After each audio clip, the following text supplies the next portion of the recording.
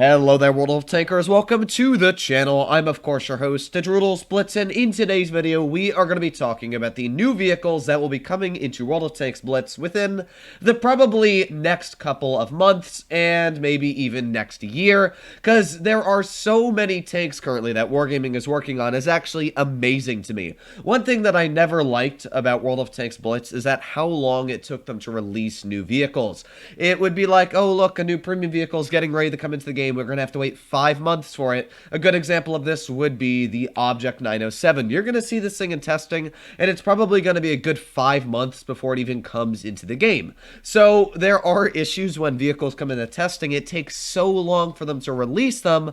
You're always waiting 3 or 4 months for the newest vehicle to come into the game. But if you do mass quantity and you're testing a new premium vehicle every 2 weeks or so, that means that maybe you only have to wait a month for a new premium vehicle to come into the game, which is pretty dang sweet. And well, in today's video, we're going to be breaking into all of the new premium vehicles that I'm currently aware of coming into the game because, oh boy, are there a lot of them. So this is one that probably all of you are surprised about, the TS5. This is pretty much the T95 of Tier 8, and this is a vehicle that I've been wanting to get in Blitz for a very, very long time.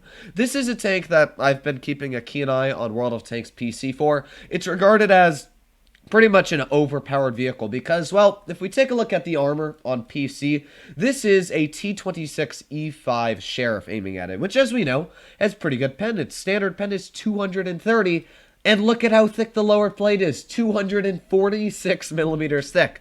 That means most Tier 8 vehicles using Standard and Blitz will not be able to penetrate that, and that lower plate is dummy thick. The frontal armor of the tank goes upwards of Impenetrable. Even the weakest spots at 264, you pretty much need the heat to penetrate, and yeah, it's pretty hard. Using the 5 degrees of gun depression, it's not great, but if you're able to hide that lower plate, this thing is pretty much impervious to any shells.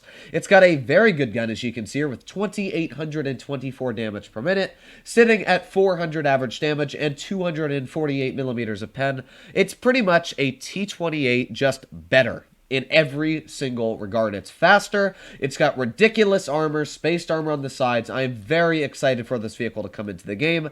Now, the armor on the rear, yeah, it's not great, but overall, this tank looks very exciting. It will have weak spots, though, like the cupola on the roof, and as well the lower plates. I'm not sure how it's going to be in Blitz, but as you all know, I love my T95, so a vehicle like the T95, I'm very excited to see coming into the game. Now, up next, we have the M5YOH. This is the Tier 9 of the YOH series we have finally learned about. Now, I wanted to make a video talking about vehicles I thought would be the Tier 9, Tier 8, and Tier 7, but I don't really know because, well, yeah, look at this thing. It's so weird looking. I can't make any guesses because I really don't know what Wargaming's going to pull out. They already pulled a weird trick out of the hat with the YOH series, so I really don't know what they're going to be planning for the future. Maybe the M4YOH, that is a tank that I've researched a little bit about. And since the Tier 10 is the M6YOH, yeah, I'm pretty dang excited for that. But I really don't know. I honestly could not tell you. The YOH series tanks look really weird as it is. That turret is stupid looking. That's all I can say. But let me know what you guys think about the YOH in the comments down below. If you're excited for them or not, they're going to have auto-loading guns. That's all I can tell you. Making our way onto the Kunzpanzer. I don't know how to pronounce it. This is kind of like another RU-251 at Tier 7, though. It's a very, very nice looking vehicle. It's going to be quick. It looks like it might have decent armor, but as we know, Germans usually don't put armor on their mediums and lights, apart from like the Panther line. Really, the RU-251 is not a very well armored vehicle, and this resembles it pretty dang closely. So yeah, I wouldn't expect much on the armor profile of this tank, but mobility seems very, very fast, and as well, that looks to be a 90mm gun, so maybe 220 damage. Type 62 competitor coming out here. I'm very excited to see how this vehicle looks, though. Let me know in the comments again which one of these, of course, is going to be your favorite. One other thing that I'm going to throw out there, as always, is if you want to see more videos like this on the future tanks coming into Blitz, please consider smashing that subscribe button down below, as it helps out the channel a crazy, crazy amount, especially when getting the new information and stuff like this, it definitely takes a lot of time, so please do consider smashing that subscribe button. Now this, of course, is the M6 YOH, the tier 10, which a lot of you probably already know about, as everybody's talked about it, and my video on it is one of my most viewed videos in a week I've ever seen. So yeah, the tier 10 is going to have 2 autoloading guns, a 2-shot with 450 damage per shot, so 900 in total, and a 3-shot 105 millimeter, which is going to be dealing probably 350 with 3 shells. So I'm not sure. That's what I was told, at least by Meadsy. So, yeah, if I'm wrong, go yell at Meadsy, I guess. But overall, it seems pretty fun. I'm excited for the vehicle, but at the same time, I'm a little nervous on these tanks because I don't really want to see what they're like to fight against on the battlefield. But there's only one way to find out, and that's to see how Wargaming does when they test them. This is, of course, the Explorer, the new Cromwell coming into the game for the Battle Pass. I'm excited for it. I think it looks really cool with the wheels. It actually doesn't have, like, you know, track link wheels. It's actually just got rover wheels, which is really cool. It's got a little satellite on the roof, solar panels that pop out. It just looks like a really fun vehicle. It's a little bit faster than the Cromwell, it's what I've been told, but it's not better than the Cromwell Beast. So don't expect this to be an overpowered vehicle, just a fun little Cromwell. Up next, these are 4 vehicles that we have. And by the way, you can see just how many vehicles are coming into the game now. We have the Object 907, which of course is the tier 10 Russian medium tank, which a lot of you have probably already seen in testing. Just looking at the tank, I really don't know. It seems quite strong. I've seen a lot of people testing it, and the armor is very, very good. It's a lot stronger than I thought it was going to be, and I don't know if it's going to stay the way it is currently in the game. Wargaming might be nerfing it, but that's the Object 907. Fantastic DPM, actually more than the current Russian mediums, but the accuracy is definitely a big letdown, so we'll have to see. The Skoda T27 is a 3-shell burst autoloader. It's able to do 225 alpha with 3 shells and get all 3 of those shells out in a matter of 3 seconds. That's incredibly deadly. The mobility, though, in the armor it's meh. It doesn't really have any, so big trade-offs there. The Turtle Mark 1 is going to have 3,500 damage per minute, 20 kilometers per hour, though, and very strong frontal armor, kind of like the TS5. In fact, I can go bring up the Turtle Mark 1 for you here, and you'll just see how strong the armor is. Where is it? China, UK. Here it is, the Turtle Mark 1. You'll see that the Turtle has pretty dang strong frontal armor, 249, 267 on that front. That's pretty dang impressive. Using that gun depression, yeah. The Turtle is going to have extremely strong frontal armor, even stronger than it looks like on the TS5, but it is a lot slower, so that's going to be its big trade-off. So let's get back here. The final one we have is the LT-432, which is the Russian light tank. Now, this thing is what I like to call a schmoke on a pancake, because it's very flat, and it's actually got pretty good armor for a light tank. As we know, the Russians like to give their lights decent armor. So this vehicle is quite impressive on the armor, just kind of like an LTTB and a T-54 lightweight. This thing will get decent bounces, and it's stupid fast, going over 30 in reverse. Yeah. So I don't know if I'm excited to see that tank zipping around in the battlefield, but yeah, it is plenty of tanks to be seen rolling around. Then we have the AE Phase 1. This is the Tier 9 American heavy tank. Now, I haven't seen anything on testing in this vehicle yet, even though Wargaming has, you know, posted pictures of this tank a long time ago. Yeah, I don't know anything about it in testing yet, but the one really unique thing about it, first of all, is as you can see, it's got 4 tracks.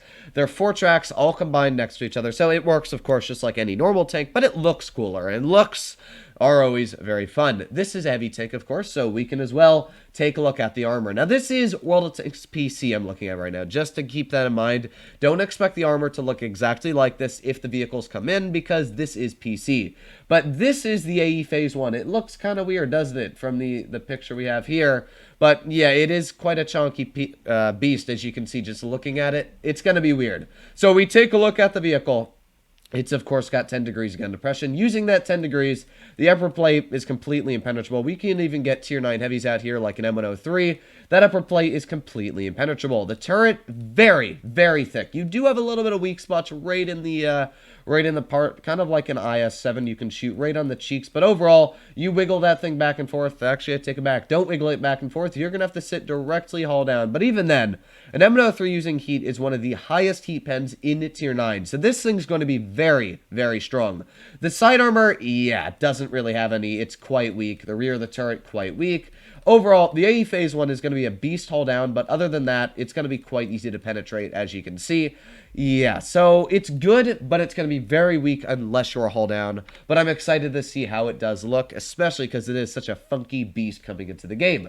Up next, the Samwa SM, another very exciting Tier 8 heavy tank. Now, this vehicle in World of Tanks PC, to what I'm aware, carries a 4-shell autoloader with 350 alpha, maybe even 5 shells. Or is it 6? I don't know. It's a crazy clip. So if this vehicle comes in Blitz, it might as well carry a 4-shell 300 alpha autoloader, kind of like the AMX 5100 when it came into Blitz so long ago, which would be pretty dang exciting. Now, the Samwa is a very well-armored French vehicle, although at the same time, it's not the best, to be completely honest. It's good, but the turret is the big letdown you'll see here. We go get out a Tier 8 to look at it. Let's do the T-32. You'll see the hull is quite decent on it. If we go get out the hull's decent. You know, for a French tank, 216 millimeters on the hull is not bad at all. If you're using the 10 degrees of gun depression it has, that's quite impressive, 280 thick, but yeah, the turret, not thick at all. It's quite easy to penetrate pretty much everywhere. So while it is a decently well-armored tank on the hull, yeah, it's unlike PC where people can't really see the turret and they'll look at the hull sometimes and they'll try and shoot at it because it's the easiest thing to shoot. And a lot of people think French tanks don't have armor. Well, of course, Blitz shows you the weak spots, so a lot of people will be shooting at the turret. Next up, we have the Canon Jagbonzer 105. Now, judging that it is currently, well, it is Friday. Never mind. I was going to say maybe it was going to come out on Friday, but no. This is going to be the next vehicle coming out as a premium in Blitz, which is pretty dang exciting. So, yeah, the Canon Jagbonzer carries a 105mm with very nice DPM, sitting at 3,000 base. They did nerf it a little bit on the mobility and the DPM, but overall, seems like a very strong tank. It's kind of like an E25, just a tier higher. Very quick on mobility, great DPM, great alpha, and fantastic aiming time and dispersion. Very excited for this vehicle to come into the game. But the final vehicle we have is the Object 260. Now, this vehicle has been in testing for a long time, and Wargaming has nerfed it, and now it's in testing again, to what I'm aware. So this tank could probably be coming into the game within the next 2 or 3 months, in my opinion, which is pretty dang exciting. I'm excited to see it come into the game. Let me know if you guys are, but the Object 260 is a quick version of the IS-7, kind of mixed with an IS-4. Decent hull armor, great DPM at 3,000 almost. Very impressive, but let me know what you guys think in the comments. I'm very excited to see how this tank is. Please let me know if you want to see any of these tanks coming into the game. I personally am looking forward to the TS5 and as well, I think the Turtle's in this one. Yeah, the Turtle Mark 1. Very, very excited for that. I'm not excited for the Object 907. It's a cool-looking vehicle, but I'm not excited to see another Russian medium ruining my hit points out there on the battlefield. Hopefully all of you enjoyed today's video. If you want to see more like it, please consider smashing that subscribe button down below. But hopefully all of you are doing well out there. Stay happy, stay healthy, and to be seeing you in the next one. Bye-bye.